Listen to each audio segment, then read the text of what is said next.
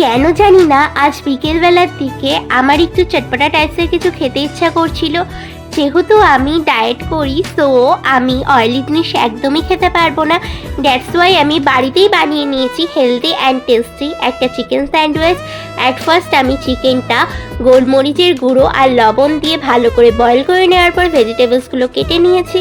দেন boil করা chicken and vegetables আর একটু mayonnaise sauce and then একটু টমেটো ক্যাচাপ আর chilli flakes দিয়ে ভালো করে মাখিয়ে নিয়েছি। দেন ফ্রাইং প্যান গরম করে তার মধ্যে বাটার দিয়ে ব্রেডগুলো ভালো করে সেঁকে নেওয়ার পর আমি সেই বানানো মিশ্রণ আর একটু চিলি ফ্লেক্স দিয়ে আমার স্যান্ডউইচটা রেডি। অ্যান্ড আমার খেতে জাস্ট লেগেছিল ওয়াও। আর এটা আমি বুনু আর মাকেও দিয়েছিলাম। মা, তুমি আর বুনু টেস্ট করে দেখো কেমন হয়েছে। সত্যি তো দিদি সেই